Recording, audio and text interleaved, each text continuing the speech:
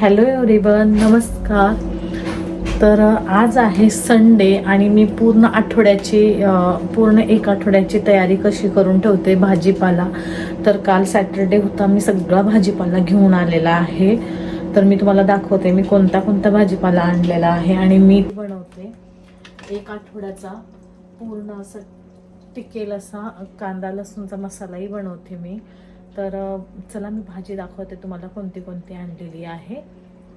तर मी भाज्या आणलेल्या आहेत. ही आहे आवळ्याची शेंग आहे, कोथिंबीर आणि मी मेथी पण आणलेली आहे. तर मी मेथी निवडून ठेवलेली आहे अशी. आणि मी वांगे आणलेले आहेत, कांद्याची पात आणलेली आहे आणि ही भेंडी आणलेली आहे. अशी भेंडी घेऊन आलेली आहे.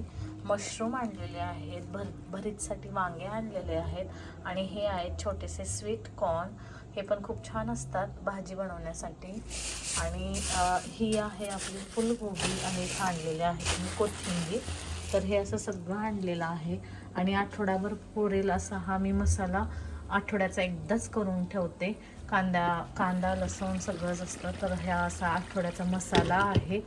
आणि मिंटची चटणी पण मी ही अशी मिंटची चटणी पण मी बनवून ठेवलेली आहे.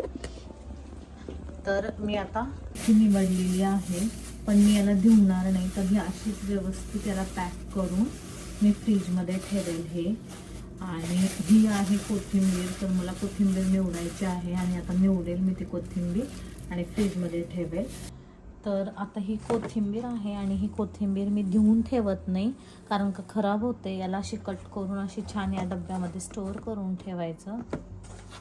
तर हे अशी स्टोअर करून ठेवलेली.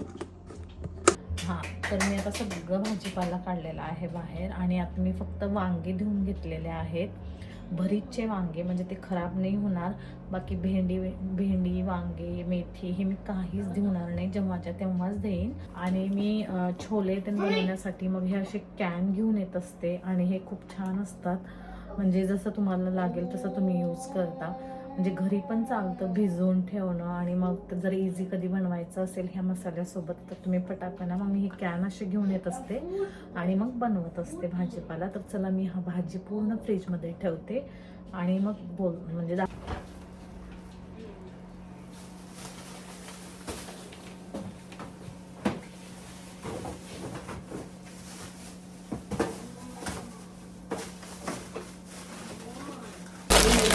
आणि हा अशा टोर्टिला रॅप आहे. तर हे पण खूप इझी पडतं. जर तुम्हाला मशरूम आणि बीन्स हे सगळं घालून जर खायचं असेल, याचं रोल बनवायचं आणि खाल्लं जातं, तर हे खूप इझी पडतं. तर मी हेही घेऊन येत असते.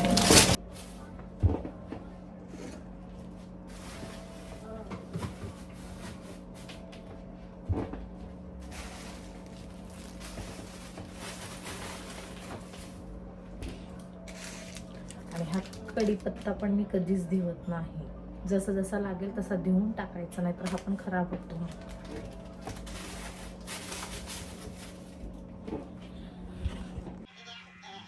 तर इथे मी असं सगळं व्यवस्थित भरून ठेवलेलं आहे. प्रत्येक कप्प्यामध्ये आठवड्याभराचा भाजीपाला पण ठेवलेला आहे व्यवस्थित. आणि आता इथे मिरची चटणी पण एका मी काचेच्या कंटेनरमध्ये ठेवणार आहे छोट्याशा.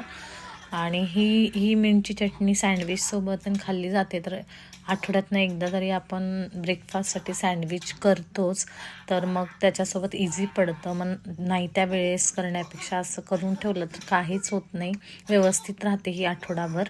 आणि असं मी फ्रीजमध्ये ठेवून दिलेलं. आणि आता जो तो मसाला मी करून घेतलेला होता ते ब्लेंडरने बारीक करून घेतले. बारीक करून घेतल्यानंतर मी असे हे काचेच्या कंटेनरमध्ये भरून ठेवत असते, म्हणजे 15 दिवस आरामात राहतं. प्लास्टिकमध्ये जर ठेवलात तर ते खराब होऊन जातं. त्यामुळं काचेच्याच कंटेनरमध्ये व्यवस्थित पॅक करून ठेवा आणि 15 दिवस आरामात हा मसाला टिकतो. तर मी ह्या मसाल्याची रेसिपी लवकरच घेऊन येते, म्हणजे तुम्हाला जर आवडली असेल तर. आणि मला नक्की कमेंटमध्ये सांगा माझी तयारी तुम्हाला कशी वाटली. एक आठवडा व्यवस्थित राहतो. आणि याला असं काचेच्याच कंटेनरमध्ये भरून ठेवायचं